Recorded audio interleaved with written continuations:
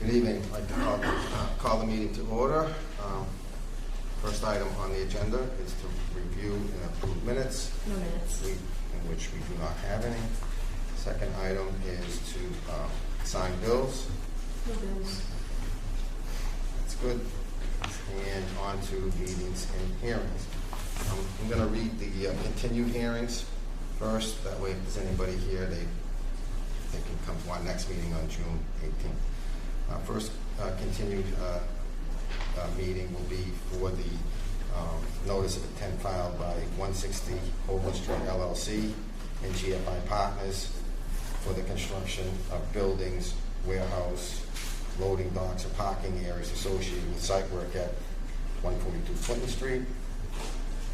The next one that's continued to June 18th is the notice of intent filed by Essex Petrie of 1900 West Park Ave, Suite 180 Westboro for the construction of residential multifamily housing community consisting of 300 units, school house, and supporting amenities at 3369 Green Street. The third continued hearing to June 18th is the abbreviated notice of resource area delineation filed by Dave Calhoun, Saxton Partners, 25 Recreation Drive, Park Ave, Suite 204, Hingham, for the delineation of perennial river, inland bank, and an intermittent stream at 2834 Cherry Street and 45-47-63 Memorial Drive.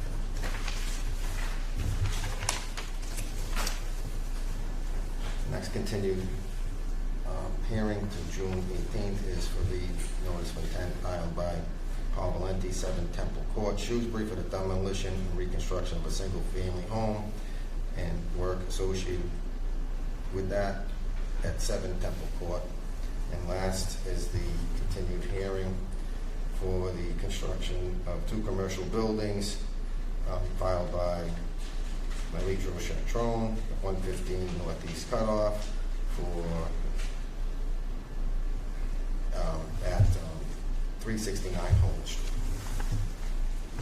Okay.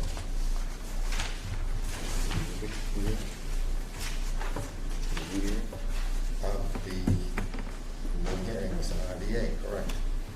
Notice is hereby given in accordance with the provisions of General Laws, Chapter 131, Section 40, and the Town of Shrewsbury Wetland Bylaw and Regulation, that Richard Luzo, 346 Walnut Street, Shrewsbury, Mass. 0145545, has filed a request for determination of applicability for the installation of a sewer line at 344 and 346 Walnut Street.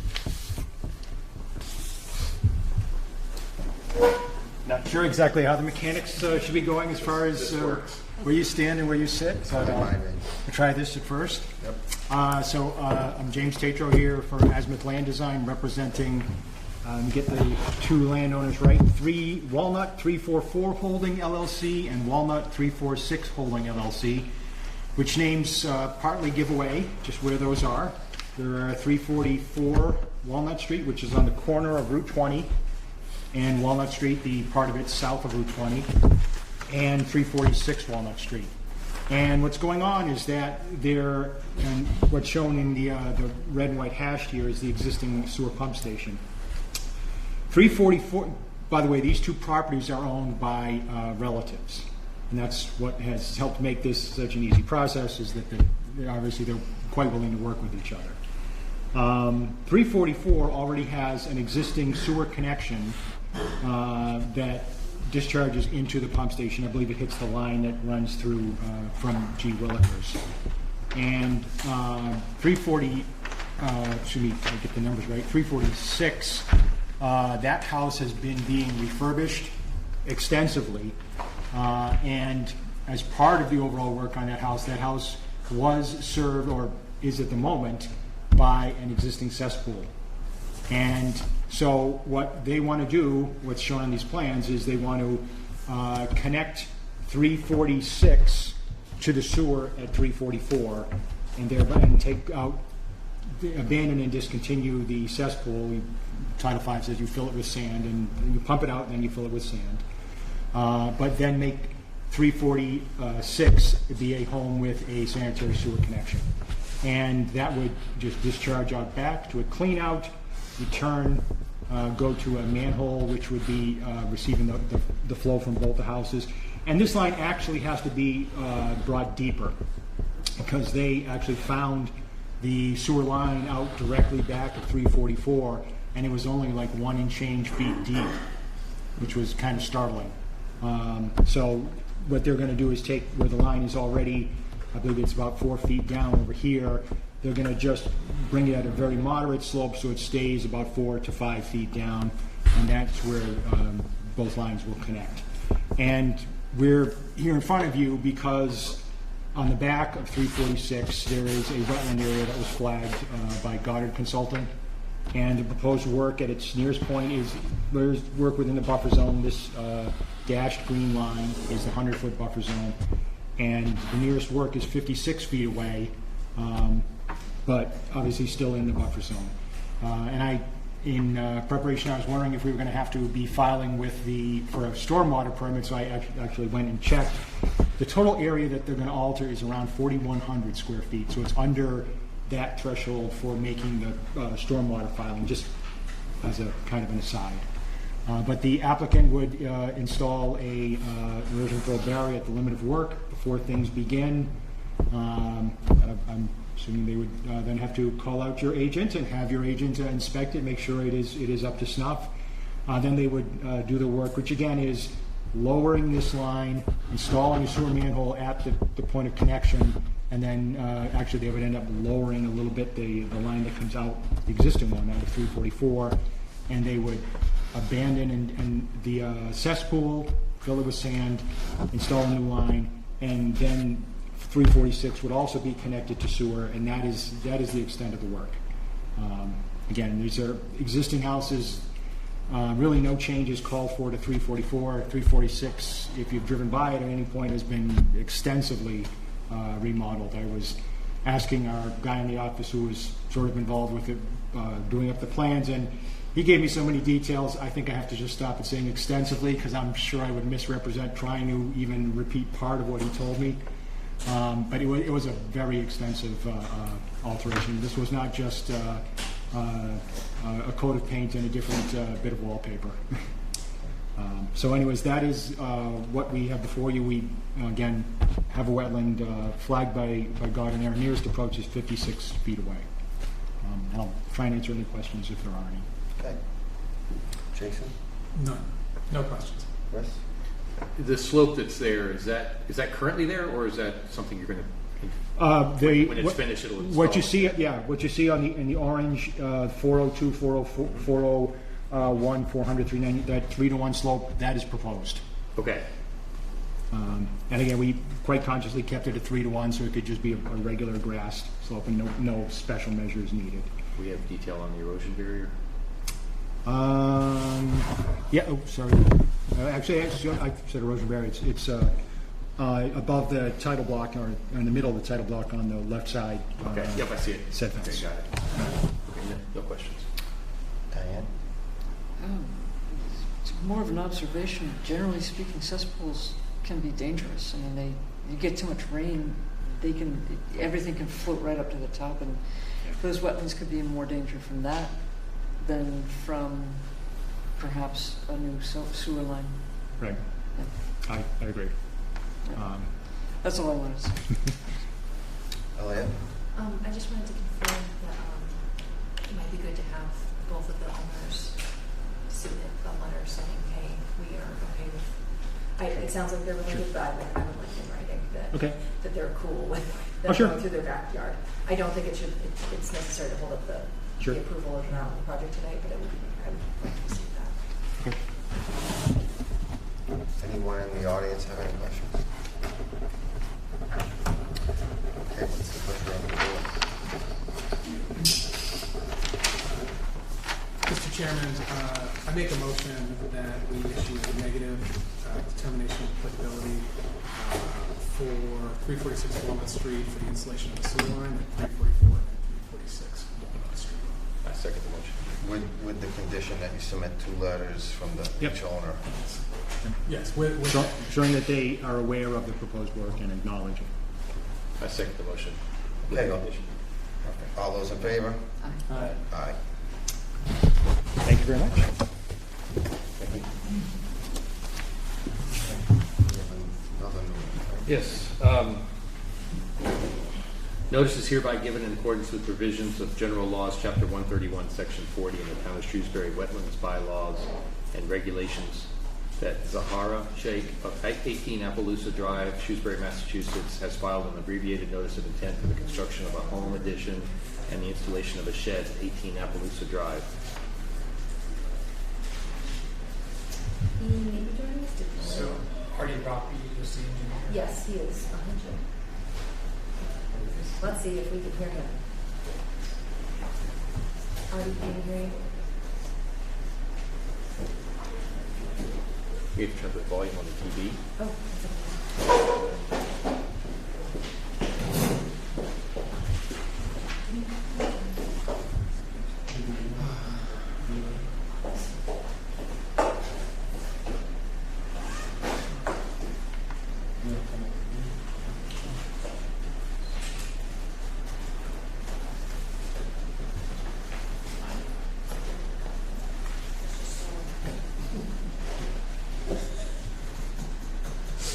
Artie, can you try again?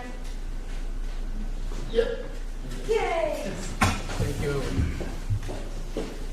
Okay, we can hear you. Perfect. Can you give me one more second? Yes, and we can see your screen.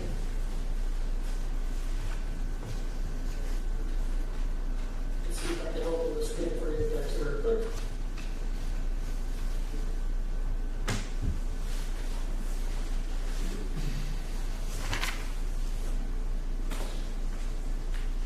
So, thank you everyone for allowing us to take part of this meeting. Just to give you a heads up what's going on this project is that, can you see the screen that I'm sharing? Or, Yes, we can.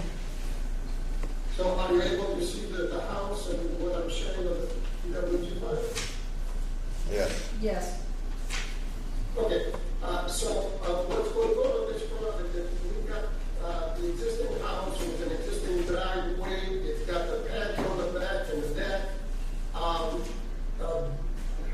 A few years back, almost 10 years ago, they asked for permission to grade the backyard, and there was work that was going to be proposed on the back.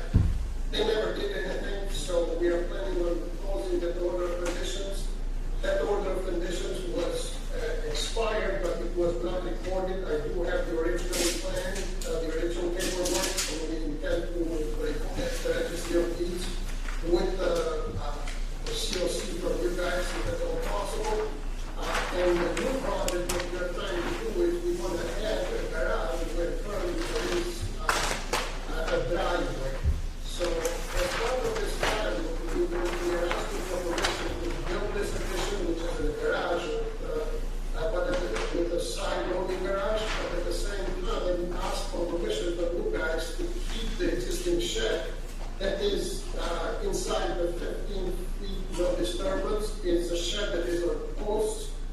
As per my discussion with the agent, I am showing it in red just to emphasize the new work that we are asking for approval from you guys. There is no additional impervious area being added. There is no site grading changes. There is no tree removal. Everything is being done on the existing impervious surface. We just were able an hour ago to get the DEP number, and we have proposed erosion control barrier to protect the wetlands we are putting into the top of the slope, and at the same time along the property lines. We have shown on the plan where we did do the staking, where we put the poles on the ground so that the neighbor and the town can see where the property lines are. The builder was able to get an approval from the state for the energy code, and he would like to move forward with the process as far as with the building department have the wetlands that we delineated now in 2023, and we were hoping that the commission would consider granting us the permission to keep the existing shed on poles and do this addition, because we think it's so minimal. There was an abbreviated notice of intent that Matt filed, but I did file a full notice of intent with all the information and support documentation. We are not close to any critical areas, and we feel that what we are asking permission for is small, and hopefully you guys will allow us to move forward with this project. Any questions? Would you like to keep the screen up, or how would you like to do it? I think most of us can see it. Yeah, we were all set with the screen. Jason? Yeah, I have one question. There's a garden laid out on the plan that is within the 15-foot. What's in that garden? What's that garden construct? Is there anything in there other than, or, you know, is there a fence around it? Is there like what's around the garden? Vegetables or something. It's minimal stuff. It's not anything major. Okay. All right. No further questions. If the agent feels that we need to remove that, we'll be happy to remove it if needs be. It's just that the homeowner is using for planting, like, you know, small stuff. Yeah. No, I mean, I'm fine. It's small. All right. Well, thank you. Yep. I'm all set. Thank you very much. Just clarification, is the shed currently there and you're just replacing it, or you're just leaving it? Well, we are not replacing it. The shed was put there before we did the survey, so I'm assuming, I can't speak for an exact date, but it's been there for years, maybe 5 or 10 years it has been there. But there is an open order of conditions that you guys issued that was not showing the shed there. Okay, Obviously, being on post is above ground. gotcha. You know, that's what neighbors had. What we were thinking with the agent was that to keep things clean, let's close the old order of conditions that has expired, because that order of conditions did not include putting a shed and it was more for doing regrading. And let's stick with and include the shed to be approved as part of this project. So we are asking for an approval after the fact for the shed only. Okay. No other questions? The shed, though, is in the no structure zone, and this falls under our new bylaw. So That's correct. So it's, instead of 15, it's like 14.3, and it's not with a foundation or everything. It's sticking above the ground with 4 poles that are holding it up. Trying to move it might be creating much, disturbing more than anything else. That's why we were hoping that we would consider it. how hard would it be to move? I mean, if it's on post, you can just put some posts in beyond, outside of the no disturb structure zone and put it there. Would that be an issue? Again, ideally, we would want to stay away from the 15-foot no disturbance and just leave the post where it is. But if it is, if you feel strongly about it, we can certainly make it part of this approval that we would move the shed outside the 15-foot setback. Yeah, it would have to be moved out of the 30-foot no structure. So it would have to be moved out of the 30-foot. You can do about 15 feet. Yeah. It would still have to be moved 15 feet. Understood. That's something that I don't know if the homeowners are online. They would have loved to keep it that way, but Matt, have you talked to the owners about moving that shed? So I haven't, but I was able to actually locate a photo of the shed just to show, so you know exactly what it looks like.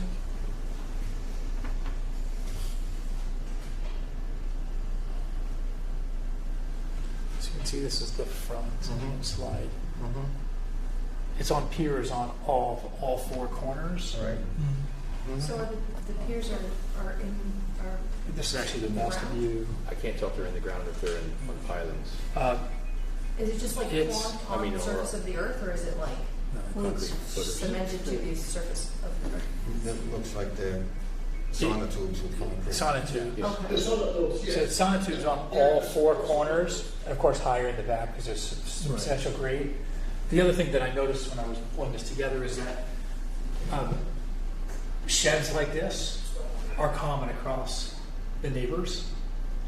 So not that like the fact that it exists other places is justification, but there are a lot of folks in non-compliance, and they happen to be one. Well, we understand that, but with this new filing, it needs to comply with the new bylaw. We The new understand. bylaw says that there can't be any structures within that zone. So we're just asking if that could just be moved 15 feet out of that zone. I think it falls in the category of anything is possible. It may be that it has to simply be removed. They have other things in that area. Again, not that that justifies. I think that it would be it's a significant expense to move it, but if the requirement is to move it, then it will either have to be removed or taken down.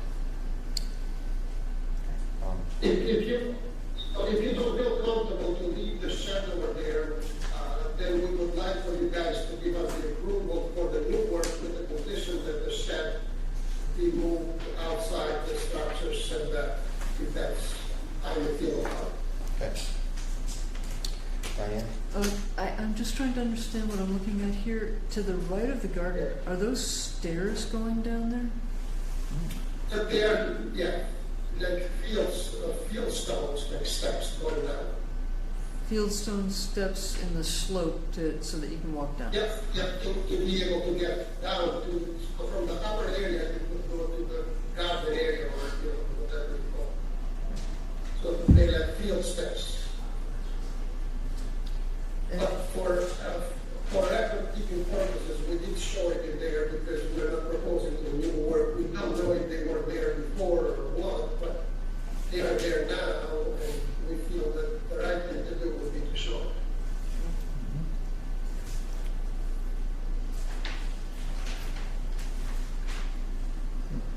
Okay, and so this garden, is it a vegetable garden? Yes, yeah, it's a vegetable garden. And it is pretty deeply into the 15 feet, 15-foot no disturbance zone. Yeah. And again, if you feel that that shouldn't be there and you don't want to discontinue that, you can make it part of the condition that. Well, maybe it could be pulled back so that it's in this no structure zone, but not in the no disturbance zone.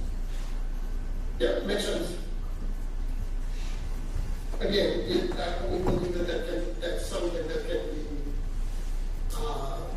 be subject to, so part of your approval would be that subject that we discontinue using the vegetable garden, and then subject to either removing or moving the shed 30 feet away from the wetlands. Alea? I don't think I have any additional questions. Okay. Anybody in the audience have any questions? Okay. You say you do have your file number? Yes, we received it at 6 o'clock, yes. It is 285-1999.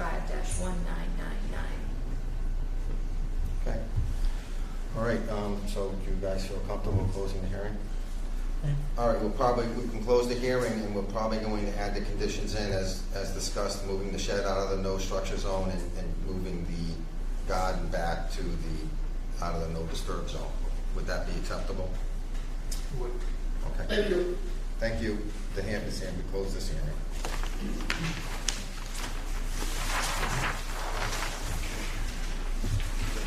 We have another new hearing. Notice is hereby given in accordance with provisions of general laws, Chapter 131, Section 40, in the Town of Shrewsbury Wetlands Bylaw and Regulations, that Serini Ramkumar of 31 Powell Drive, Shrewsbury, Mass. Has filed for an abbreviated notice of intent for the removal of trees and the restoration of plantings at 31 Powell Drive. Okay.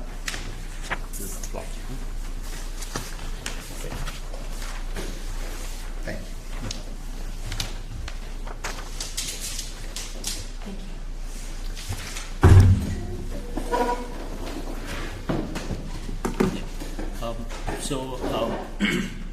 I wanted to kind of bring up the discussion or continue the discussion like a couple of months ago when I had come with the request to initially build a fence to separate the backyard from the wetland, just because it's all on the same level and it's kind of posing some risk for my kids, for my smaller kids who just might run and go in. So there were trees and wanted to kind of take them out and then put like a vinyl fence, but then got to know from Ms. Kessel that I need to put like a 15 feet gap distance, and the backyard itself probably might not be more than like 40 feet, so taking out like 15 feet would like kind of eat up a major part of the backyard. So I was thinking not to go with a vinyl fence, but since I wanted to still go with a fence, I would plant arborvitaes, which will be like a barrier between the backyard and the wetland, and plus grind the stumps that are there. And the backyard is kind of unkempt past many years, even before we moved in, so there's a lot of debris, sticks, leaves piled up one above the other for past many years. So wanted to kind of take them out, clean the backyard, put loam, and then put a grass seed so that I can make that into a usable lawn. So this request is for this project, grinding the stumps, taking all the debris, putting loam, grass seeds to make that into a usable lawn, and then plant arborvitaes as a barrier, as a fence between my backyard and the wetland. And with me, I have the landscaping, my friend Harrison as well. If you have any like questions about the project or any technical things which I may not be able to know, then he might be able to answer them. Okay. Jason? So and I may have missed this. Are you including the fence as well, or is there just going to be a line of arborvitaes? Just a line of Just a line. arborvitaes. Okay. Yeah. No further questions. Thank you. Thank you. Yes. No questions. Diane? Yeah, where is the line of arborvitae? If you could. Yeah. So, so this is the wetland, Yeah. right? So probably like 5 feet from there, I can put the arborvitaes. So 5 feet From the wetland. from the Wetland. There's a 15-foot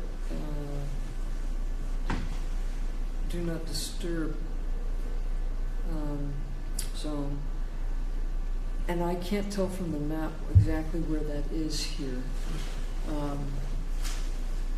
Does anyone know? That's So just to fill in one information, this has come before us several months ago, Yes. the enforcement Yeah, it's your problem. daughter. In conversations back and forth with Trini, we had decided a fence would not be appropriate because it would be about 5 feet from the wetland. Our kind of workaround to that was installing trees in the form of a fence, so the arborvitaes would be installed so that as they grow, they would become a fence line. I would recommend as a special condition some native species that would supplement the wetland also be installed because so many trees were removed. And that the arborvitaes, while providing a little bit for the birds, are not, a habitat power species. So I would love to see that. You can see on the back wall, the arborvitaes would probably be installed along the long blue line closest to the yard, kind of here. And then there's a small bank area along the wetland that might be well supplemented with a few species of, There's a block wall in some of the pictures. Is that the back edge at the top of the screen in this picture? Oh, yes. Neighbors, maybe a Yes, block wall? so there is a big block wall with a vinyl fence Yeah, on okay. top of it. at That's the what I was rear of looking the at. property. Okay. Thank you.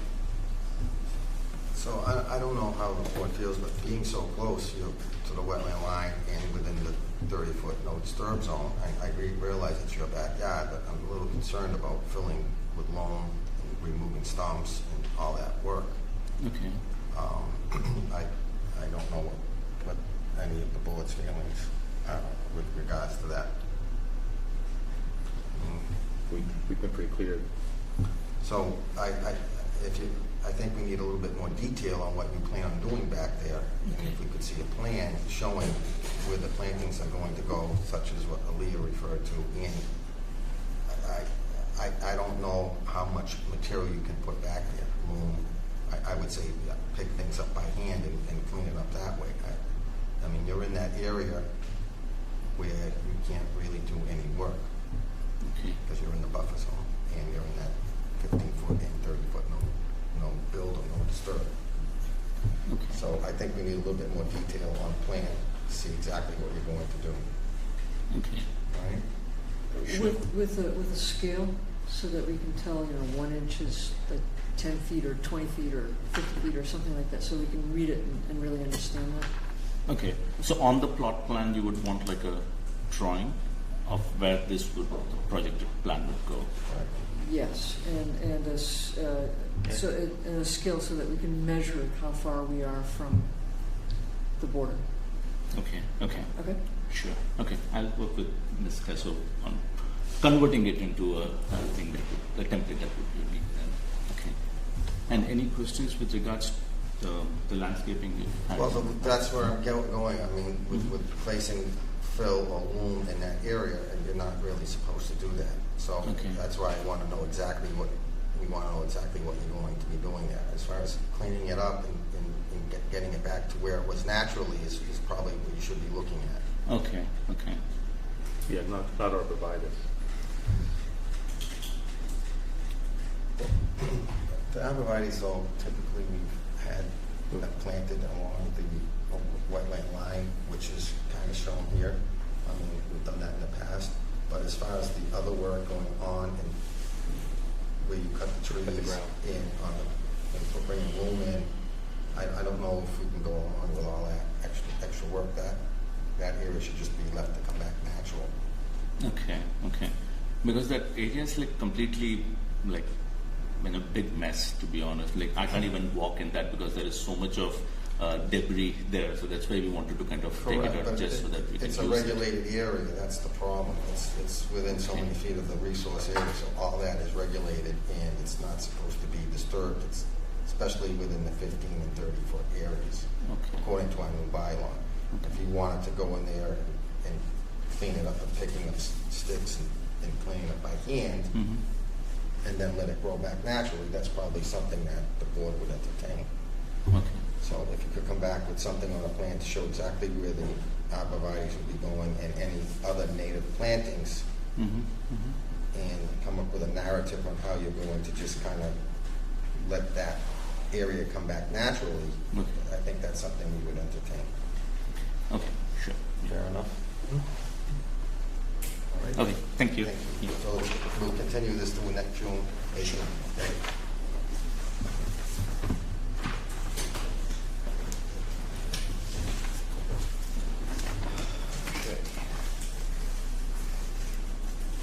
All right, this is a continued. All right, moving on, this is a continued public hearing regarding the case of the filed by Bob Hartford, 46 Deerfield Road, Shrewsbury, for the construction of a single-family house and driveway at 5 Flanagan Drive. Would you like this up on the plan or on the desk? If you have a, whatever is good for you.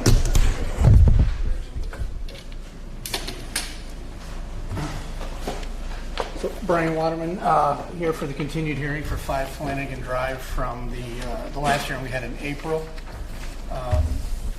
At that meeting, we had reduced the 2-car attached garage down to 1 car and reduced the riverfront alteration to about 6,100 square feet.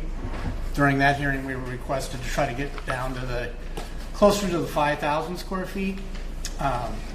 So what we've done on this plan is we moved the attached garage. We're able to talk to Mr. Malhotra and his architect, and they agreed, let's move it inside to reduce that. So we were able to pull the retaining wall and all the work towards the wetland side in. We pulled we added a little wing wall in the back and pulled that grading in. And we since changed the rear rain garden to 100 Cultec 100 HDs, and then added a rain garden in the front. So the roof, with the way the roof is pitched, we're splitting half the roof, 600 square feet of runoff to the back Cultex, and the other 600 to the front rain garden. We were requested by Vincent Ty and Aaliyah to submit updated stormwater report for number 5. We added that to the stormwater report, which was previously submitted for 7, 9, 11, and 15. And Mass DEP had requested we submit a groundwater mounting analysis, so we ran that, which those were not affecting the groundwater significantly, and that was also included in the report. So we have this now down to 5,000 square feet on the house for riverfront. So I think we've addressed all the DEP, Concom, and one of the abutters concerns. So the house now is at the rear corner is at 86 feet, and the back limited clearing is at 63 feet. So feel we've addressed every comment that we received and gotten it down to meeting the full extent that was requested. All right, is that it? Yeah. Jay? No questions. Chris? No. Thank you. Diane? Oh, clever. It's tight, but the client was willing to make some significant changes. So, Yeah. The regulation this was filed under does allow for greater than 5,000, but we were able to do it, and I think we've appeased, and come up with a good design that That works. addresses the stormwater and limits the amount of clearing. So, I like the rain garden in the front, by the way. thank you. Yeah, I have details for it. I can leave you these color plans if you want. I mean, they're the same as the ones that you submitted. But yeah, if you look on page 2 there, we have details for the rain garden plantings, the species lists, and signage for the rain gardens and maintenance. So. Aaliyah? I just wanted to confirm that it looks like the rain garden's been moved down to that 10-foot zone. It has, yep. Good. Anybody in the audience? Okay. Just for confirmation, the total buildable area is what? Is 5,000 exactly? Mm-hmm. Okay. All right. I guess we'll close the hearing. Thank you. Thank you.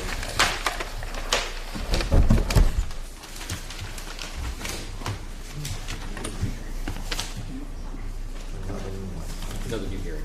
We have another new hearing.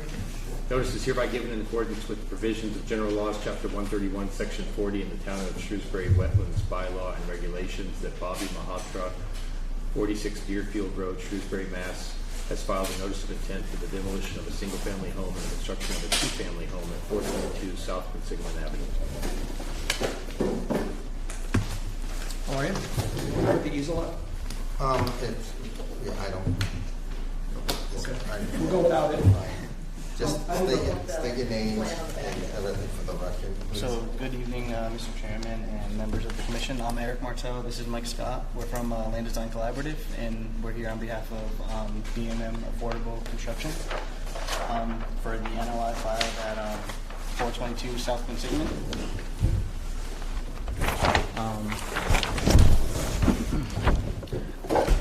So we filed the NOI because there's a few resource areas on site, just to get that out of the way real quick. There's a 200-foot riverfront area, and there's also, that's associated with the stream that's off the property. There's also a wetland going there, and the associated 100-foot buffer zone. So that puts us in your jurisdiction, so we filed the NOI. So what's proposed is we are going to demolish this single-family house and this garage and associated parking driveway. And a duplex is proposed. So some of the key details we have about this is we are, this is the garage I just mentioned. So we're pulling the duplex a lot. It's about 50 feet away from the riverfront area. So we're improving that condition. We're also moving it to the northwest a little bit. And we moved it as far to the left as we could, while still honoring the 30-foot no structure zone, and then the 15-foot no disturb zone. We have proposed stormwater systems to comply with the town of Shrewsbury's stormwater bylaw, and to determine the specific details of what we have shown here. We did site-specific soil testing, and found that two of the test pits, none of the test pits had groundwater. Two of the test pits did have redox about 70 inches. So that was factored into design of the stormwater systems.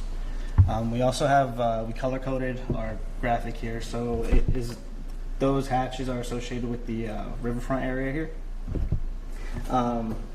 And the hatch in red shows the proposed new disturbance, which is, do you want to read that number for me?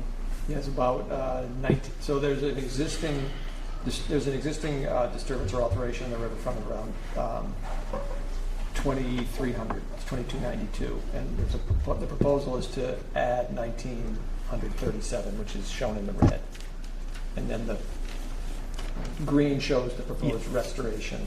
So we're proposing more than twice the increase, and the majority of the restoration will occur at the rear of the lot, closer to the stream, which is off the site back here.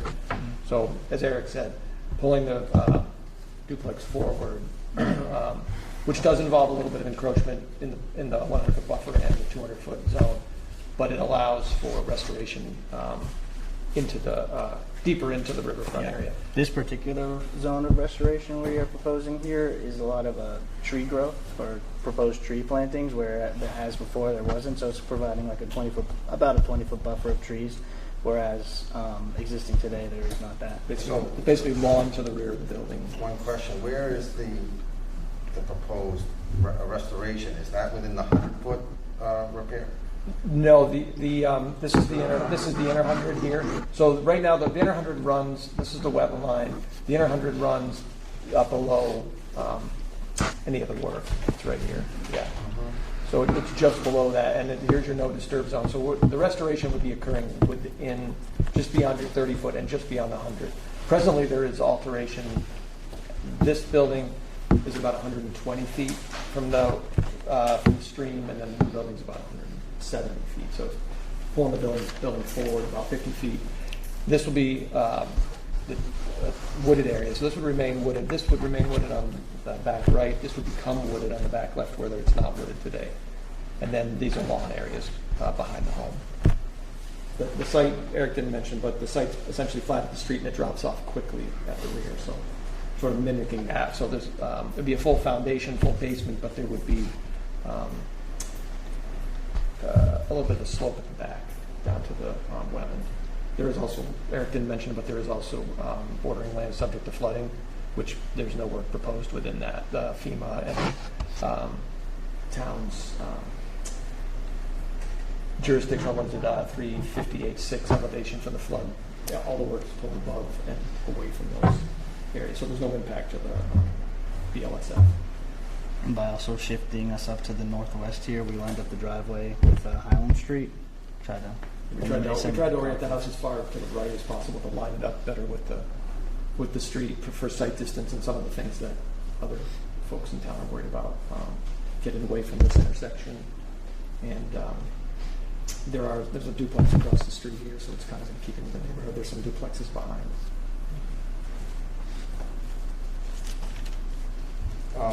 Where you say the proposed permissible alteration is 10% or 5,000 square feet, whichever is greater. So you're going, if you did 10%, it would be substantially less. Right. So presently, where it's at 2,300. We're looking at increasing that. However, we're looking at restoring areas closer to the riverfront in the ratio required by that regulations that greater than 2 to 1. But in the rest, where I'm not quite clear and I can't see on that Yeah. plan is which the restoration area stays in place and what part of the So the 100, this is the 100 roughly here. That line right there is the 100. that's So the the- riverfront. That's the riverfront. The 200 is out here, correct? So it's between the one. So it's between the 100 and the 200, but right now there's a garage at 120 feet from the brook. This is the garage. So this is all open lawn area right now. So we're looking at an additional 20 to 30 feet of tree plantings to create a contiguous 20 to 30 foot strip against the wetland where there isn't one today. That will continue on the right side, and then we're proposing lawn area around the back of the building. This is the house today, so the green hatch you see here is lawn and where the existing house is. The green hatch you see here is trees where the existing garage is. The garage is is effectively at the wetland edge today. It's actually probably in the floodplain, where it's right at the floodplain edge. It's in your 15-foot no disturb. Right. So we're pulling all that out and bringing everything forward to the street. This is the 15-foot. Yeah, right. It cuts right Oh, to the because- corner. Yeah, just and then the no structure is almost the entire structure is in it. And this was probably built in the 40s or 50s, so it's obviously been in long before you had a bylaw. It's really only the edge of the garage is in the 15-foot no disturb. Is that correct? Am I reading it correctly? Yeah, that right rear corner is just in the 15, the existing, and then the building is essentially all within the 30-foot, most of it. And so the proposal is to plant trees and shrubs back there behind this line. So that's why we have 2 erosion barriers, one for the demolition and then one for the grading of the home. And then this area would be planted with trees. That's what the note calls for on the. Sure. Jason, No questions. Chris? How are you doing the demolition? What kind, is it mechanical, tractors? They'll have, there's some foundation, so they'll have to pull that out. I mean, they can strip the wood frame stuff down. Sure. It's all going to get hauled off site. I mean, it's probably for the ultimate good, but I'm concerned about the piece that's in the no disturb zone. Yeah. It's a garage, so it's a concrete footing, I'm assuming. Yeah, it's hard. It's old and it's pretty rotted at the base, so it could just be like sitting on a But really the concrete shallow itself, sill. it's I did not go in the building. slab? I didn't go in, so I Okay. can't answer that question. It's in pretty tough shape. Okay. If it's slab, and we can certainly, we didn't get a DP file number yet, Okay. so we can certainly, call for the removal of the slab. And, Okay. and it shows as tree planting, so any concrete impervious surface is going to have to come out. Yeah. My guess is this area in the back is filled because there's a pretty steep drop to the wetland, like a foot or two right at where the wetlands flag. Yeah. No other questions? Diane? No, I don't have any more questions. Can you, I know since you don't have a number finally, you'll have to come back next. Can you, I think we need some type of a barrier or a fence or some type of, something to delineate the area that you're going to be restoring so as when the homeowners come in there, they don't go beyond that point. So a physical barrier after the fact. I mean, somewhere in where that. Somewhere in this, around this edge. Yep. Boulders. I mean, it could be boulders, plantings, it could be a fence, it could be something just to, with the signage saying that,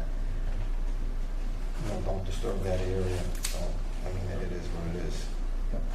I mean, we like to use boulders if they're available rather than making them buy them. But, they're going to be digging the foundation, so if they pull material out, they can certainly utilize it. If you could show that on the plan. Yeah, we can add that. Alea? So it says some of the restoration are removed and seated with just, Yeah, up against the home, that's the intent. that doesn't really feel like an actual restoration, that feels like a lawn to me. Well, so the restoration is areas where the buildings were existing. So Okay. That's So what, I understand, Yeah. you're taking down buildings. right, so Cool. putting lawn back. Right. Yeah, I And just then don't know if I would, if that should count towards restoration area, if it is going to become. So the 2 areas that we're showing it are in the existing home and the existing driveway. We're not taking credit for any of the lawn. That's why it's white around this area. It's just this is the existing driveway, this is the existing home. I know this is a busy diagram. This red is not, this little gap in here is not being counted as restoration because that's where the existing driveway is and the home's going on top of it, if that makes sense. So we didn't double count anything. This area is already long been counted as restoration. This is the driveway to the garage and this is the existing home. So we qualify that as not having topsoil and receiving topsoil and lawn in place of it. the bulk of the restoration is the wooded area. These are somewhat nominal. Okay. Did you include the species that will be going in? We did not. Okay, if you could include it, I don't think we need to know where each specific tree is Yeah. going to go, but a general number of how many will be going in, so it's not just we put a tree and we call it the rest. Okay. Yeah. And the species, if you could Yeah. stick to native to. Yeah, we do know native on the plan, but we'll come up with a planting. And I can stick to, I don't know what's in the area, I don't know. We'll have a landscape Good trees, architect out. And there is we'll walk the site now that it's leafed out, have a look. I think that's all the questions. Awesome. Anybody in the audience have any questions? Any time for this? Okay, so we'll be back next month, and we'll address those concerns. Yeah, we'll get your revised plans and a list. We'll put the plans on them. And we now have a plot plan by the surveyor. It's a lot easier to read than this Disney plan. We were waiting for that. All right. Thank you. Thank you. Sure.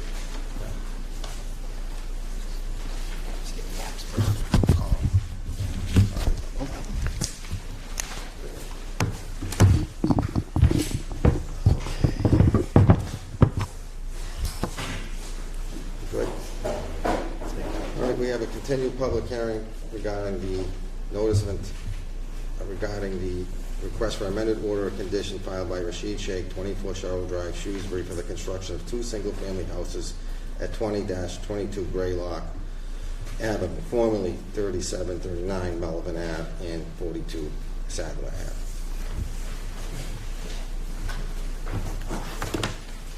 Thank you, Mr. Chair.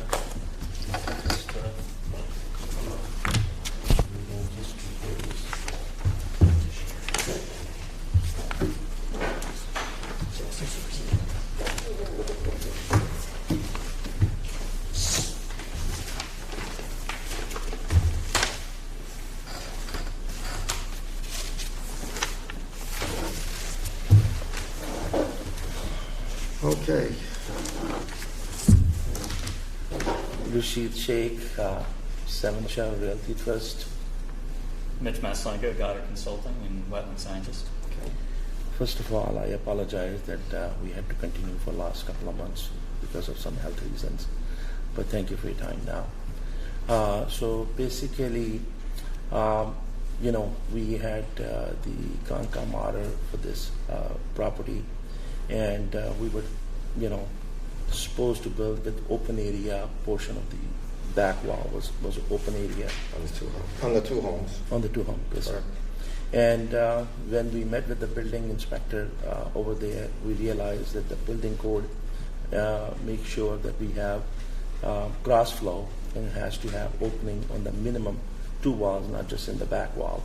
No matter how big of opening would be in the back wall, you need the cross flow. And actually, I gave you 2 pages which were given to me, and we did study that.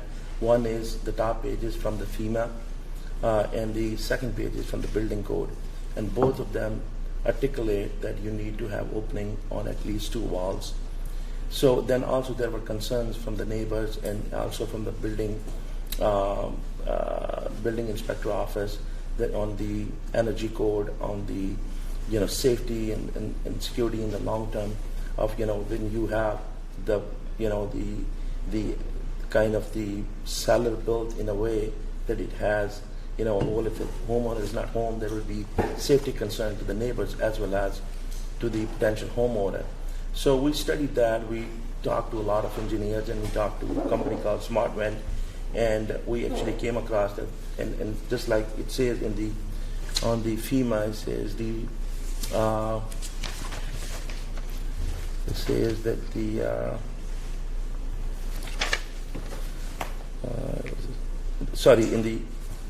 in the FEMA page, on the top page, it says 2 methods are specified to meet the requirements of flood openings in the wall of enclosures below elevated buildings to allow for automatic entry and exit of flood water.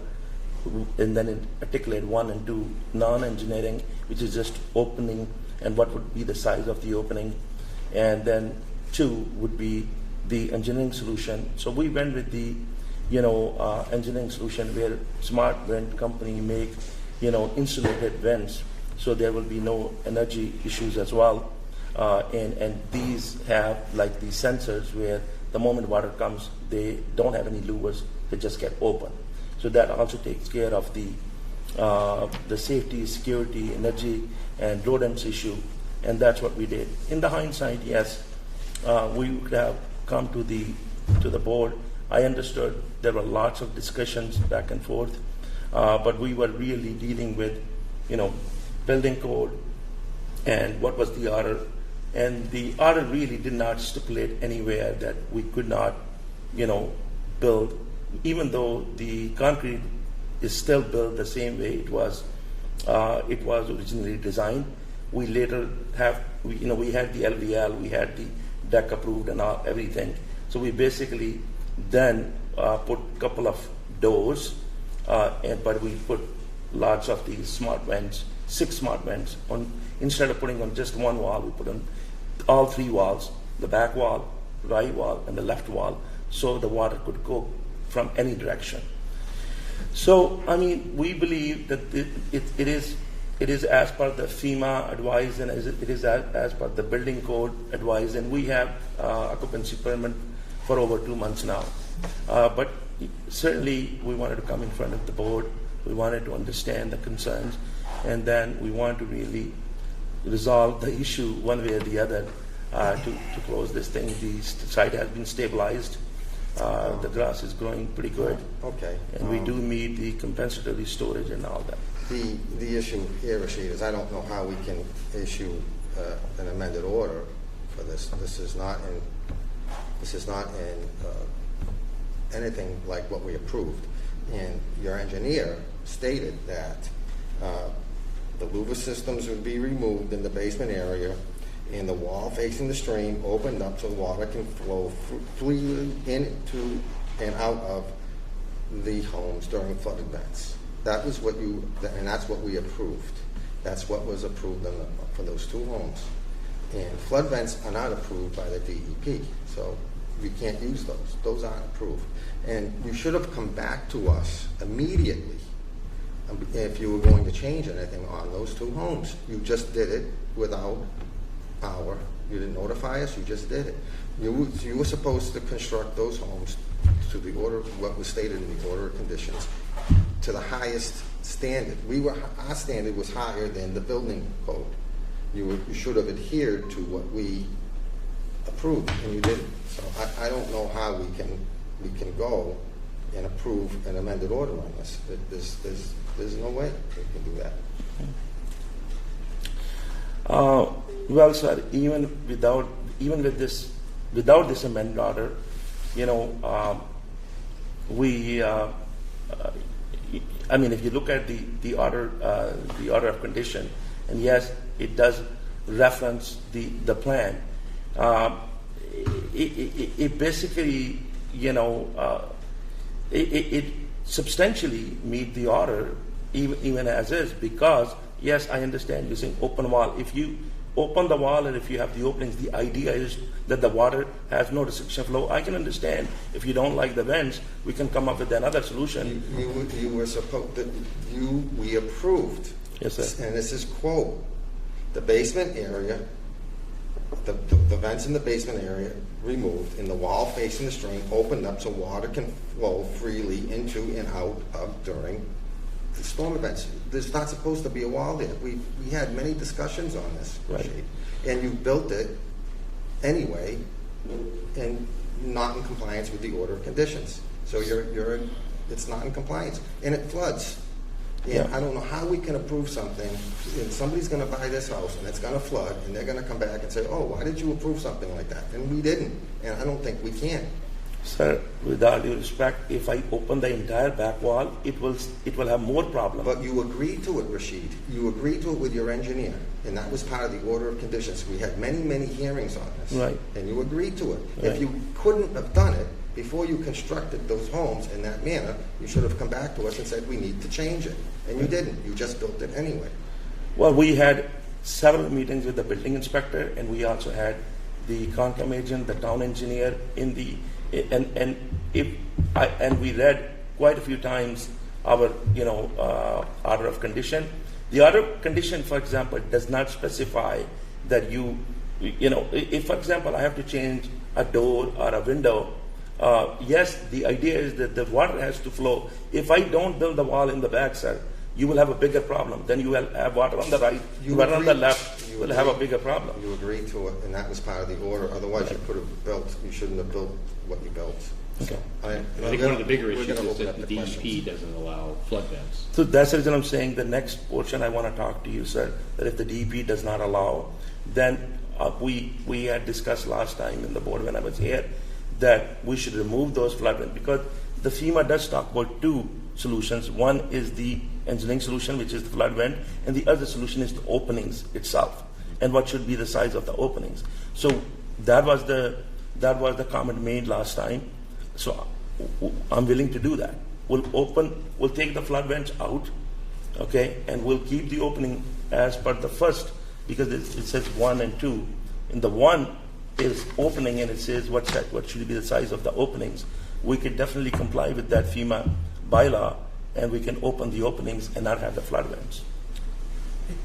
I think the biggest issue here is I don't even remember how many hearings we had over this project. Quite a few. I wish I would have not even come to you with this, and I'd build a house and put this money somewhere else, and I would have a better off. Yeah, exactly. This took months. It did. Almost a year.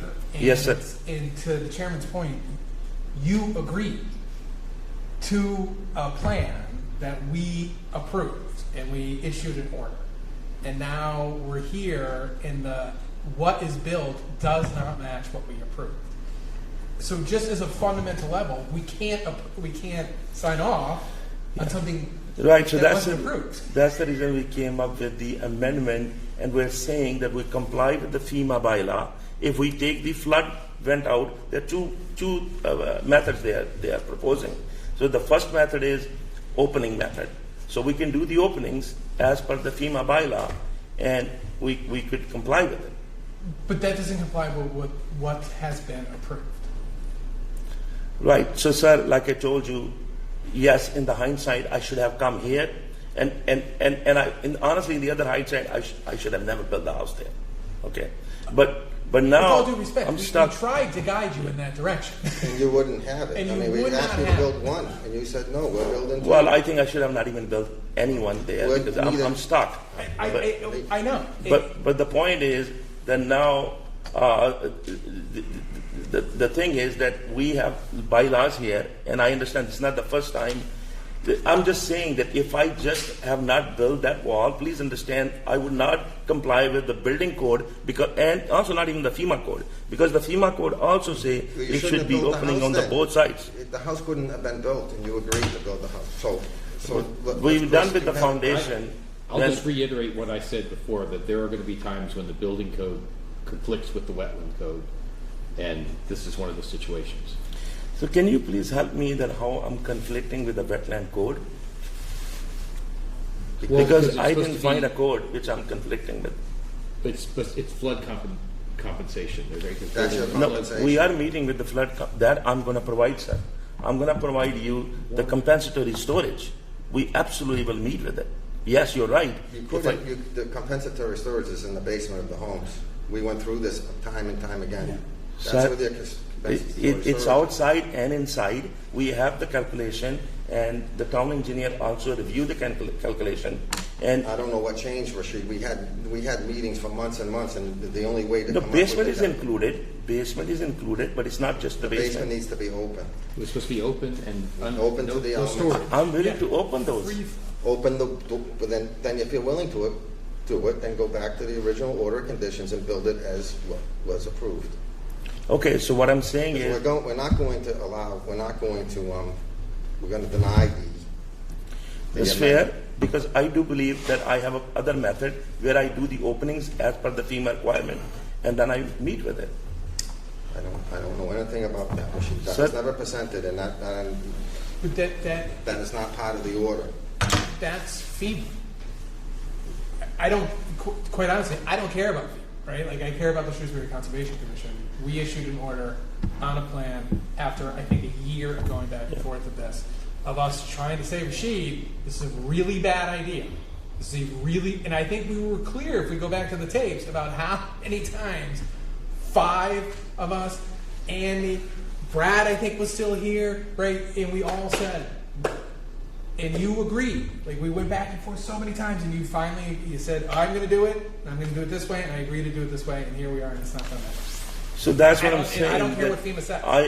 I'm offering the solution that we could do the openings, and the idea is what problem we're trying to solve. We have to always ask. We want to make sure, and that's what DEP wants, that there is non-restricted flow. Right? So we could do the non-restricted flow, and there is a reason FEMA set guidelines, right? And DEP set guidelines. I could understand and appreciate that DEP is now looking at the cases where they do not like the flood vents. Even though smart vent company exists and the reasons, whatever. I don't want to debate that, so that's fine. So let's not put the vents at all, and let's put the appropriate openings to meet the requirement. And it will be not just the back wall. I'm willing to do it on all 3 walls, so that I can meet the building code. If I just do the back wall and I don't do the side wall, then I would not be meeting the building requirement. Diane?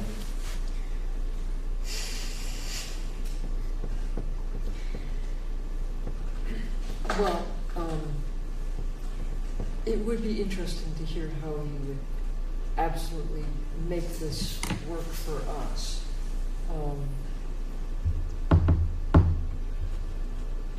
I mean, that was actually the solution suggested by town engineer in the 2-3 meetings ago when I was here last time.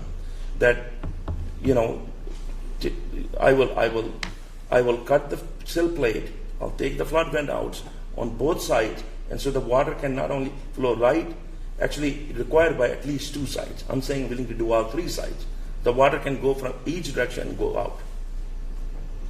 And that is up about that high? No, we're going to go all the way down. All the way down. And then you would have some form of a screen so that... So we will be happy to put screens if you allow. Or it's open. But there's a minimum size limit of, like, you can use a lattice because you need at least 4 inches. Like a 3 inch. It's supposed to be, the whole back wall is supposed to be open. And open to the whole area is supposed to be open so it free flows in and out. Sir, it does not, because it was, if you may please, the area which was, this exactly where the wall ends. These are wing walls, and I was supposed to put the LVL here, and this is the original design, and this was the deck. This still same, this is still a 395, this 395, 395. But there's a wall there, and there's Sir, this is what I'm saying. What I did is I cut. You didn't do that. It's not how it's built. Sir, I have a flood opening here. Yes, but it's not at the right elevation. Yes, we will bring it down. All right. And this one, we will bring it down. We'll bring it down. We'll cut the cell plate. So this water will be free flowing from each direction. If I just have here, water can flow here, but what about here and here? And secondly, we also made a pitch here, and so the water flows out. We also even talked about putting a sump pump here, if you like, even though the sump pump is not going to be needed, because if I'm going to open here, The sump pump won't work. It's Exactly. flooded. It's flooded. Right. It's not going to work. The sump pump is going to do absolutely nothing. Right. So we're not going to need it, because if I'm going to bring this all the way to the ground level, this is all the way to the ground level. Ground level will cut the. That's what. So you're taking the wall all the way up. We will take whatever. How much of the wall are you taking out? Yes, sir. We will actually overall. All the way up to the top. The requirement is 1 square inch per square foot, so it will be 1,000 square inch total opening. So that's quite a bit, but it's not only on one direction, because if I only do this, I won't be meeting the building code. Then I lose. Then it would be dishonest that I got the occupancy permit based on these openings, and then I could bring the openings down, even though the bylaw here says that the opening could be within a foot, but I'm willing to bring it down. You need to bring it into compliance with the order of conditions. And first, that's what you need to do. Sir, it will, in my humble opinion, sir, if you take the order, I have looked at the order a million times with other people too. I could understand that the DEP is saying that you cannot use the flood vent. I'll remove the flood vent, even though these flood vents are engineered flood vents, I will remove them. They offer a lot of benefit, but I'll remove them. And I will bring the opening all the way to the ground so the water can flow from each direction freely and clearly. And I'll make sure that we meet with the method, the calculation given here, which is, it says right over and over. It says the total area of opening shall be not less than 1 inch square for each square foot of enclosed area, where the enclosed area is measured on the exterior of the enclosure wall. That's key. That's the first one. Yes, sir. 2 methods. We'll go with the first method, and there will be no restriction.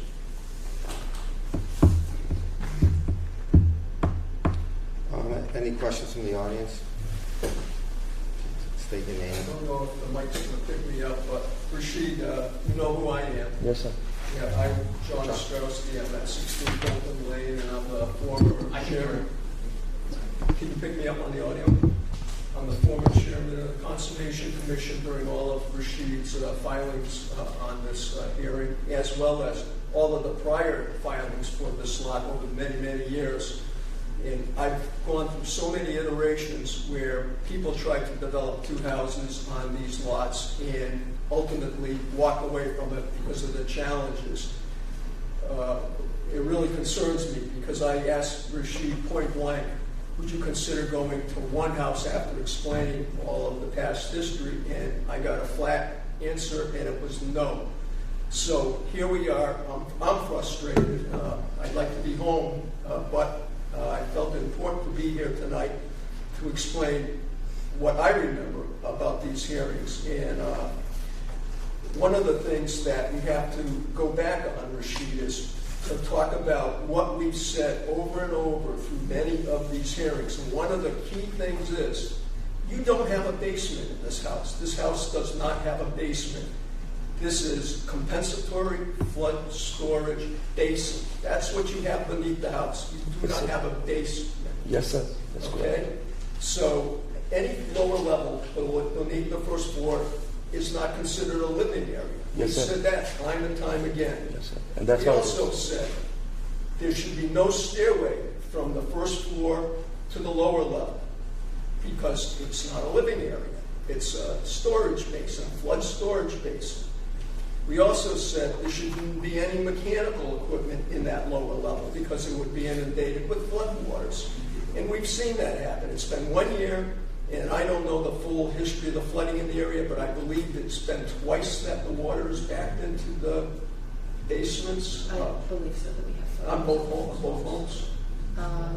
Are they both at the same elevation? They are both at the same elevation. So I would assume they both got inundated with Yes, I don't know if we got photos of the water.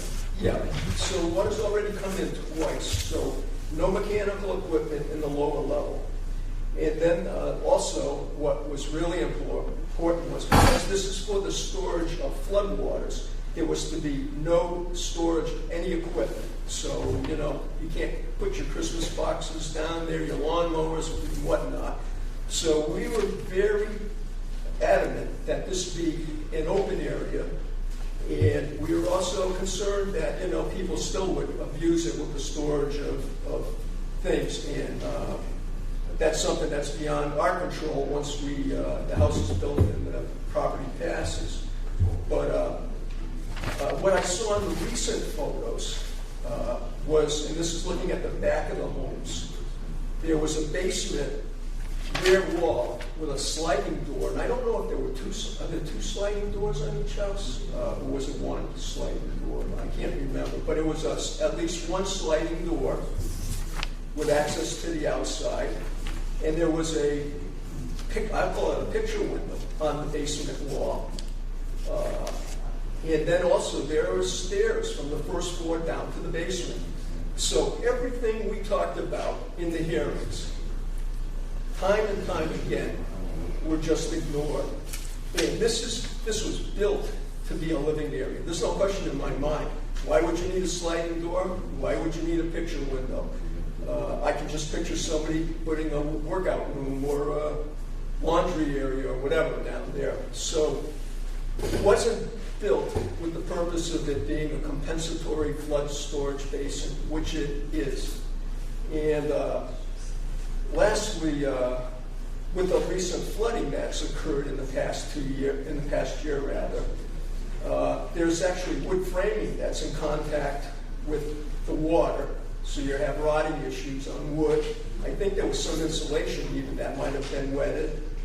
And I'm not sure how you're supporting your main beam in the basement, but typically they have like a lally column, which is a concrete-filled steel casing.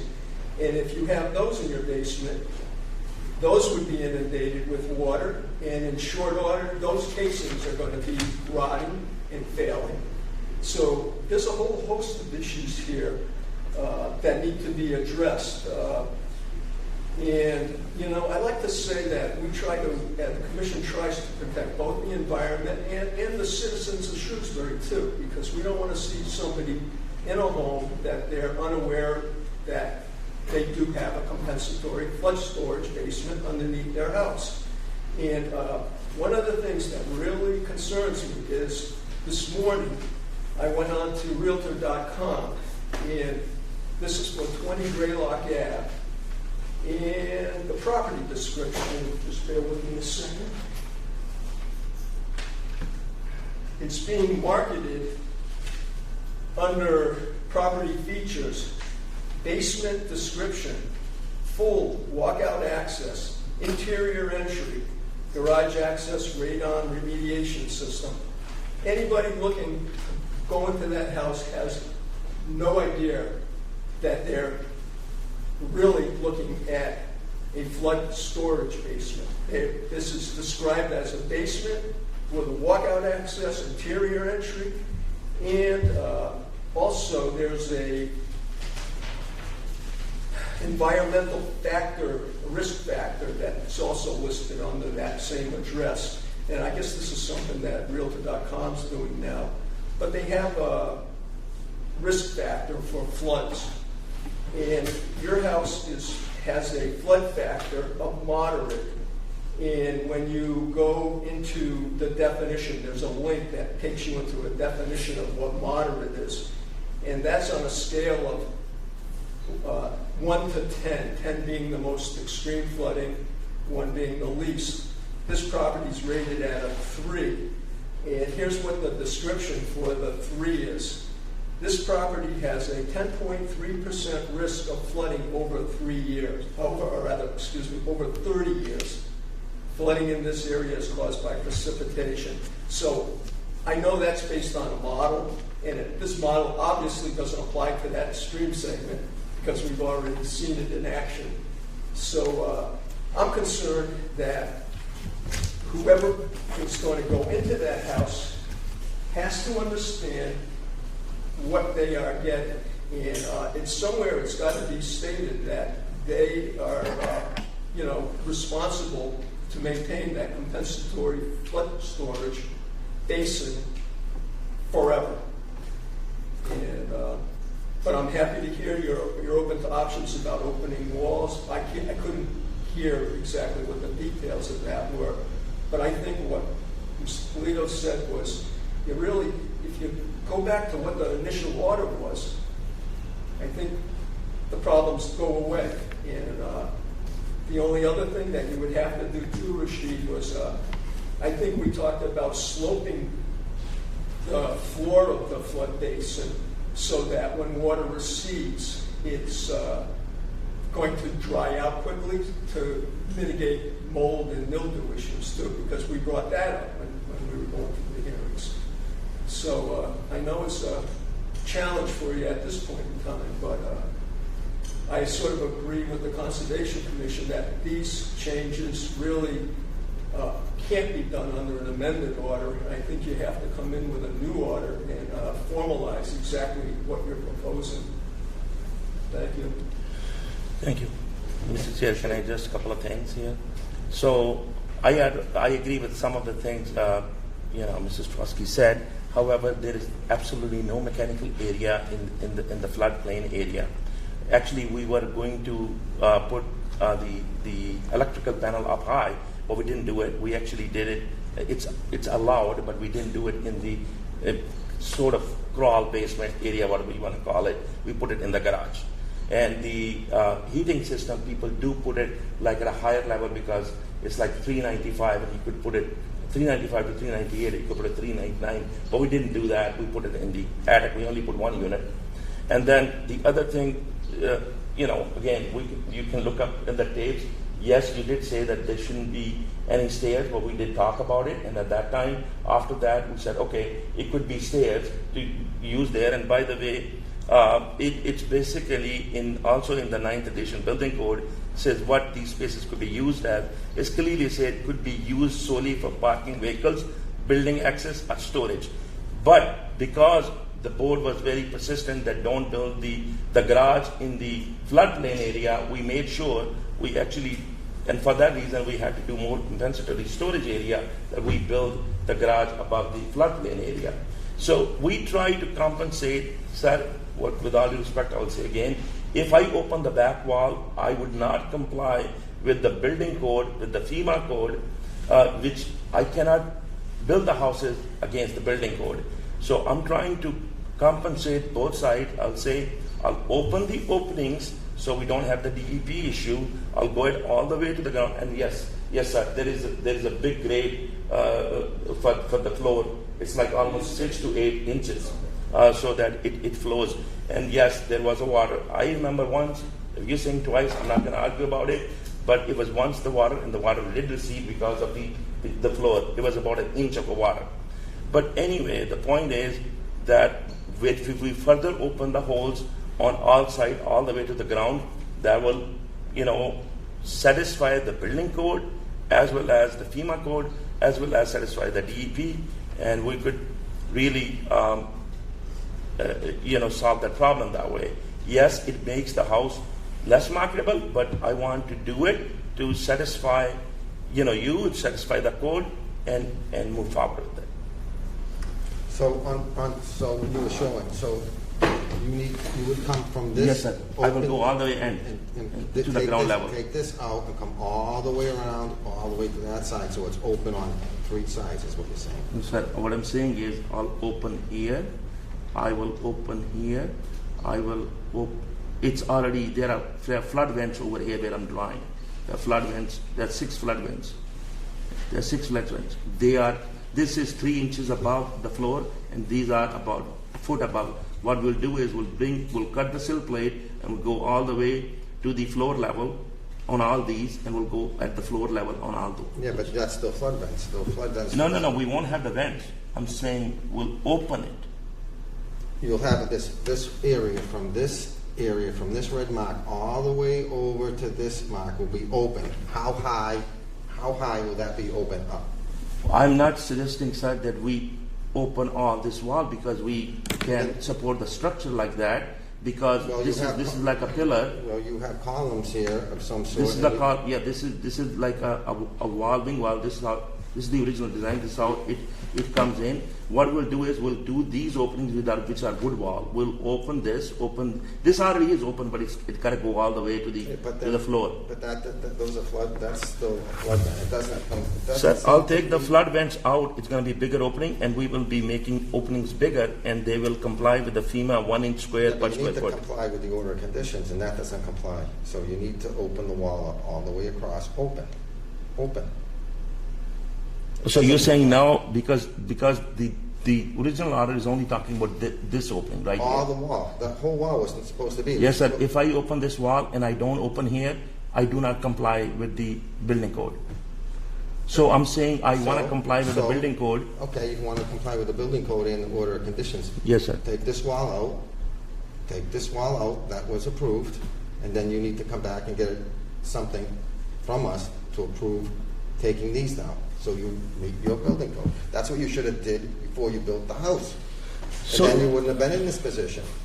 Sir, what I'm saying is that this has to stay because this is where the building is standing on the corner. There's an LVL on the top. Well, you'll have to do something to redesign it so it works. This is designed. This is still, there's a wood wall right here. This was always supposed to be like this. Open. No, the opening was right here. It was never, this was always, this is the original design you're looking at. I don't know, Rashid, you need to come back to meet, whatever, I can't talk on a plan like that, it really doesn't show the detail. You need to come back and show us what you're gonna do. It needs to comply with the original order of conditions. So that's what you should do in order to get this thing resolved. Okay. And if you come back to us, come back in great detail with elevations and show us on a plan exactly what you plan to do. Okay. For both houses. Yes. Well, both houses will be same. Anybody in the audience have any questions?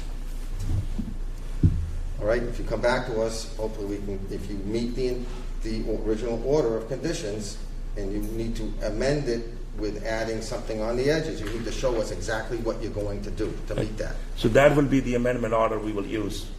Let's see what we can do, okay? Okay. All right, thank you. All right. Have a good night. So you'll be back, you'll let, Next we may, if you can come back next month. 6/18. 6/18. So we'll continue this to 6/18.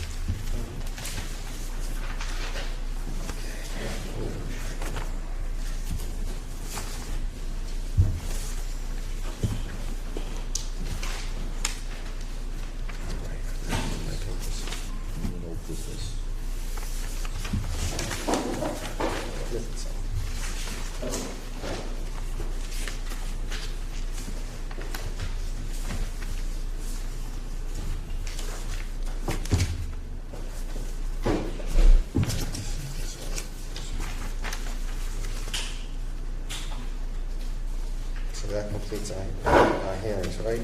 New and old business, discuss and sign order of conditions. Here's your determination.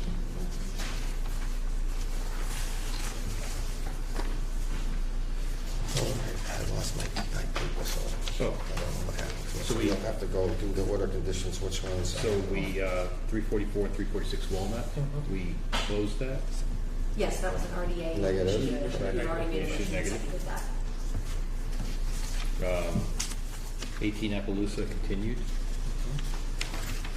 Right, so. No, that one was closed. Sorry, I wrote it backwards. Okay, thank you. You're right. Okay. And then So we need 31 to, Powell was continued. so Appaloosa was closed, so we need to issue order conditions. Correct. All right, do we have anybody want to make a motion?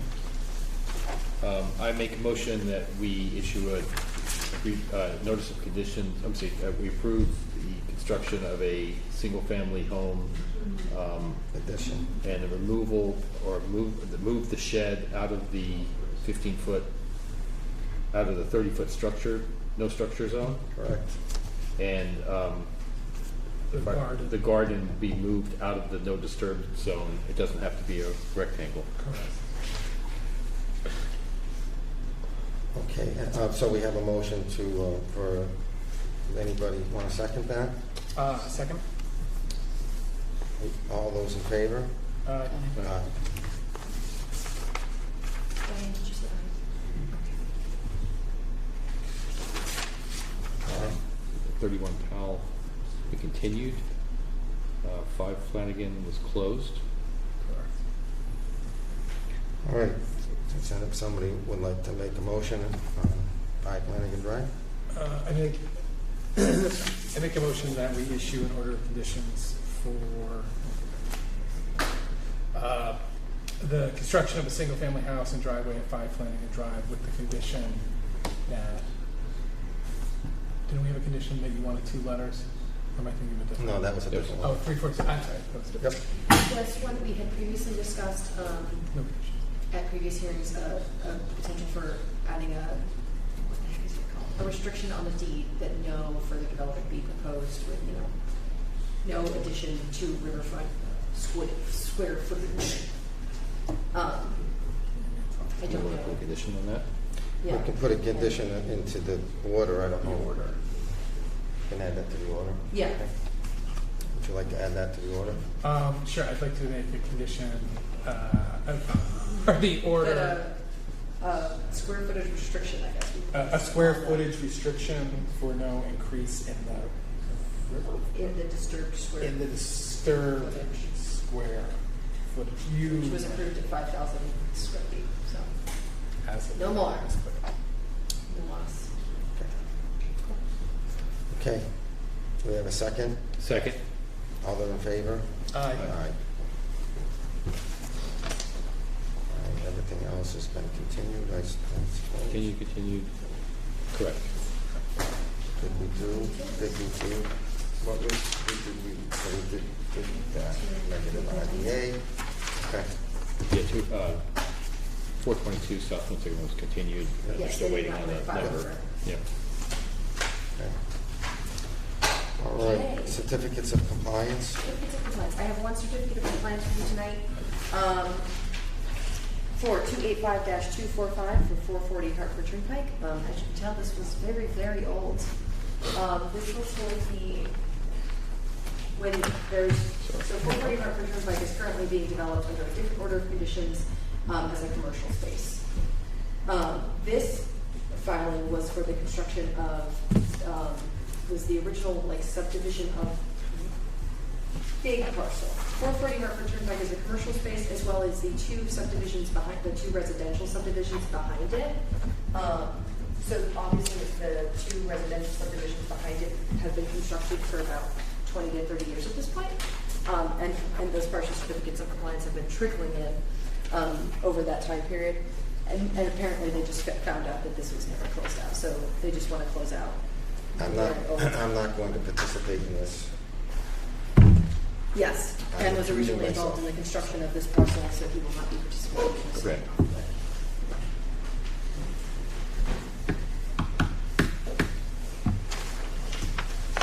And the address on that again?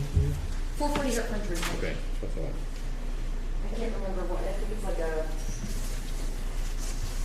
I can't remember what the development, it's a commercial, like, it's not a warehouse, but it's like a, where you make things. Light industrial? Light industrial? Yes, light industrial sort of zone, right? Okay. And then 11 Sunset Lane is still open because they still have not resolved all of their problems. So I'll get into those, yeah. Okay. So you've been out to 440 Hartford Turnpike? Huh? You've been out to 440 Hartford Turnpike? Yes, they are currently under construction under their new order of conditions. Okay. They have, what stage are they in right now? They had installed erosion control in January or February, cleared all the trees in February or March, and are now doing site work. Okay. I haven't seen it in the last several days, and I'm not sure when the buildings will start going in, but they have cleared a lot and are working on that, and are they'll have 2 replication areas as part of their future phase of their project in the next few years.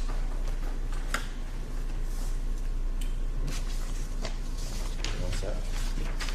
All right, updates, Oak Island, Shrewsbury. Let me connect, sure. I'm here. Let me make you bigger. Yes, I can put you on our big screen.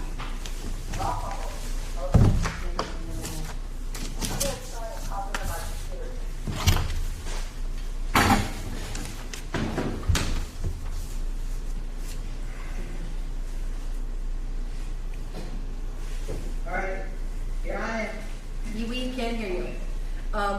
So this was most, I think, we've discussed this for a couple months now and kind of brought it up. The proposal is to do a Shrewsbury, which is the Native American canoe. They were historically done on liquid cement many years ago. So now they're asking again to do it again. And they would like to use the Oak Island Conservation Area. I know we are familiar with that because we just went out there a few months ago. They will be setting up kind of on that beachy area that we had walked and looked at. They've received permits from DCR and have permission from the Shrewsbury Fire and Police. I think that's it. That's all I got. Cheryl, anything to add? I don't think so. We've been coordinating very closely with DCR. We had originally when we were going down at Lake Park, but continuing to work with them since their section butts up against that conservation area as well. And we've done everything that their permit requires, and that's a pretty intense process. I sent you the certificate of insurance. We have all of our funding in place for any of the materials that we need. I talked with Seth Colby at the fire department, and he said that permit wasn't necessary or required for this because this was something totally different than a typical burn. But he just asked that we remind him about a week in advance so that he's just aware of it. And I also let him know that we'd be reaching out to people in the pond, foot pond, and the lake. I guess there's that community group that they have. Just to invite them to come because it is open to the public from 12 to 6 if we do it. To let them know so that they weren't any concerns about a fire on the shore of the lake, to make them aware. Do we have a date yet? Yes, it would be, it's June, well, we would set up May 31st, and the burn itself would be from June 1st to the June 8th.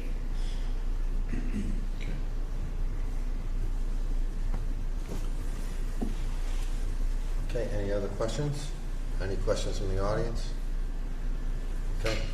I do have a letter, basically, because there's no permit process for this, I drew a letter that basically authorizes them to do the burn in a controlled manner, have people stay on the site because the burn must be monitored 24/7, so they will be camping on site for the duration of it, and to have a portable toilet there, which will only be open to the people staying on site, and will be obviously removed and set back from the wetland by at least 30 feet so that it's not impacting the wetland.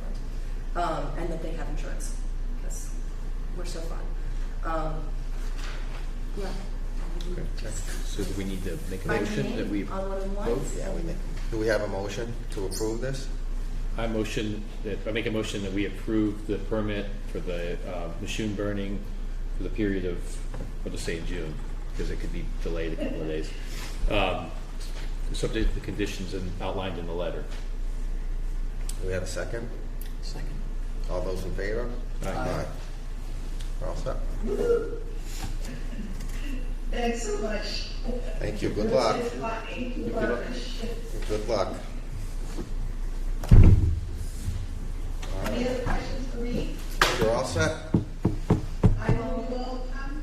Please come and check it out once we get things going. You're all invited to come, and I hope you like what you see. It's going to be pretty awesome. And then I just wanted to let you know that we're also doing presentations for the archaeological aspect because you know that there are the 3 that are in Quinsigma.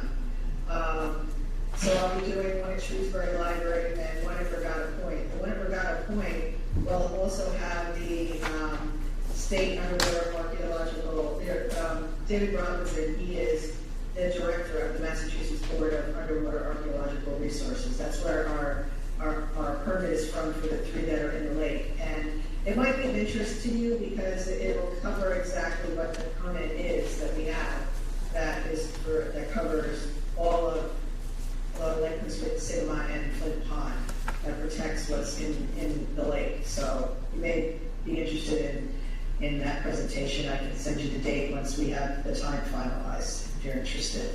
Well, thank you. Yeah. Thank you very so much. Appreciate it. Thank you. Okay. Take care. Thank you.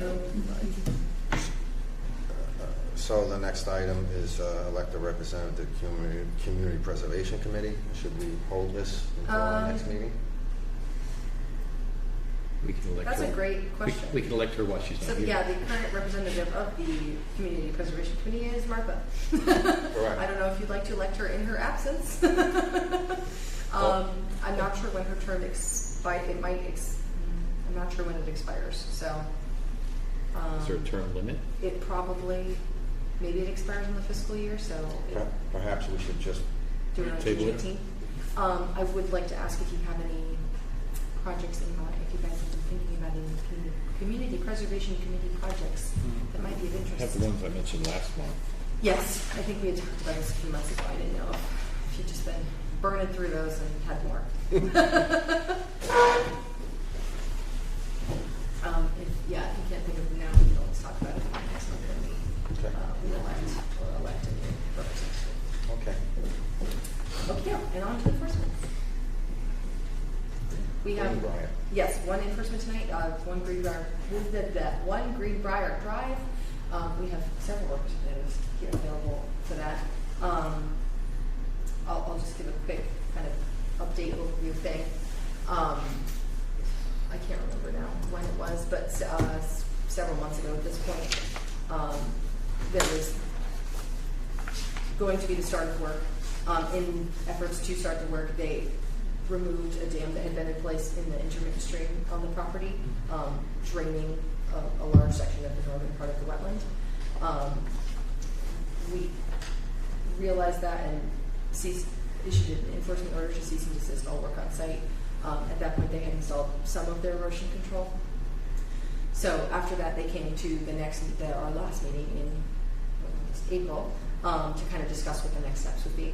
We required that they employ Ecotech again for peer review to kind of see what the damage had been done and what next steps should be incorporated into the process. Art went out into the site with their wetland scientist Matt Morrow, and they had a few action items. Some of them we had kind of talked about installing breaks in the erosion control that is installed so that the species that are trying to navigate from the wetland to the upland could do that. Art had pointed out that should not be done close to where development will soon be happening, as we don't want smush babies. So 20 break we have installed. I went out with Matt and members of Titan, and we identified 20 spots in the erosion control that breaks could be installed, and those have been implemented. I think there are images on the thing, but they were having trouble loading this morning, so maybe not. Excuse me, we have a plan right here that shows the Sweet. Breaks. Awesome, Breaks. that would be great. Also, it delineates the wetland or those interpreted wetland areas. Awesome. Okay, that would be great. Yeah, if you want to bring that, you're welcome to come sit up in our cozy little chair section as well to add to the conversation. So, in addition to the breaks, they also proposed that when the dam was reinstituted into the wetlands to stop the flooding or to stop the wetlands from draining, they also installed hay bales to kind of further shore up that dam. Art asked to have those removed just because they were like too much shoring was going on. The wetland was really, really high. So the hay bales have been removed, the dam remains in place, and the wetland is at like a normal-ish level. So you satisfied that everything has been done? Now Art would like to go out again to see how everything's behaving with the breaks in place and the hay bales removed. So that will be kind of our most next step. Yeah, so I have a concern about that. You and I both stood there and looked at this very carefully. And it probably was part of an old beaver dam that was very well constructed to do exactly what it was doing. And it has been years since there have been beavers there, and so it didn't look like a beaver dam to us, but it probably was. And when it was picked up and removed like this and dumped on the ground, all the water started gushing out. Then it was picked up and put back in place, and hay bales were put, on the side of the pond, the vernal pool, and then that backed up too much water because it just wasn't permeable enough. Now, without those bales, what I'm concerned about is the replaced plug has been compromised, and so it probably will not last as long or as well as it would have if it had never been touched. And so, how is that dealt with? That might be a good art question, a good tech question, because I don't know. That part of his services at this point was to kind of determine how much the wetland had been affected and what steps should be done to remediate it. Right, because if now suddenly the vernal pool drains routinely, it is no longer functioning well as a vernal pool, and it's much more receded. It's smaller. Mm-hmm. That's my concern. May I add to that? There, in that area where that beaver dam is, this calls for the replicated wetland, which makes the hydraulic connection to that. And that will it will expand the wetland, and then that dam will be included in this replicated wetland. So water will be going in and out of here. We're basically enlarging the pool with this replicated wetland. And that dam is right on the perimeter of that. So How is that going to work? we're just going to enlarge the wetland. It's a replicated wetland, so it's going to be enlarged. And that's the trade-off of the square footage of road that's going to be installed. So how it's going to work is just like the wetland that's there. The water comes up, it floods it, and it goes down, during the summer or whatever, it recedes. Okay, so I'm trying to understand how will that replication right there work to have the same function as the beaver dam that was removed and then put back in. The function which it had was that it was maintaining a very healthy vernal pool. How do you maintain the same pool with replication? How will you do that? I think the pool will be down, the replicated area will be downstream. And it looks like there's an upland area. In yes, there. well, there's was there additional wetland replication proposed? Because I'm seeing a space where there's a small upland area. Yeah, there is a small one here. Well, that's the extension of the sewer come in. That's where it starts, right where the road narrows, where it necks down. Yes, okay. That's right that's in a that different, area. replicated area. I'm Right. sorry. And then, At this area. yes, it that looks one, like there- that one is right here, the one, and then there's one here, a smaller one. Yes. Okay. Yeah. This. Yes. So this is probably where the Yes, dam is. right there, yes. This is an upland area. This section right here. Right. It won't be wet. So the intermittent stream should function as it currently does, and it will pool downstream. So there will be the same wetland upstream, and then that dam, I think as the years go by, would have eventually broke anyhow, because it is constructed of old It's wood. beaver, wood material. I think the process has been expedited, and I think that's where where Ecotech is coming in and saying how much expedition has this happened, how much will it affect this wetland in years to come. But if all stays this, it is supposed to continue to do what it's doing, because the stream area should not be affected. There should be a small isolated upland area between where that dam is and where the replicated area is. We definitely will need to stay in constant communication about that. This is like a high point, or you've seen it? I've seen So, it. okay, yeah, so this is in behind it, so right here, this is a wet area right now. So this will make a hydraulic connection there to that wetland. Downstream of the dam. Right.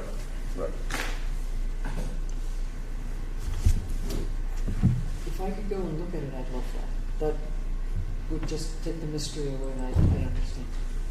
Okay. They have had a surveyor out there and flagged where We had this the day we did with the wetland scientists, and we did a site walk, looked at all the determined where the critter crossings were going to be.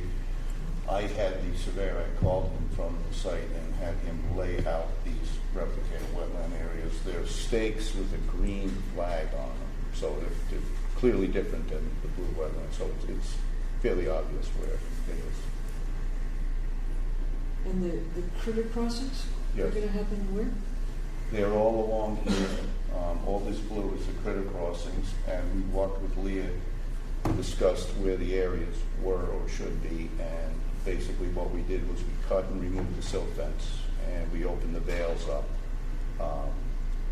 they're in, it's not really the second phase, but it's, you could say it is, it's where the house is gonna be. So no immediate construction will be in these areas. The immediate construction will just be the roadway, which is away from these areas. But they go throughout the job, put across this area. You see them all the way down until you get to the stone wall. So we have them, there's 20 of them in total.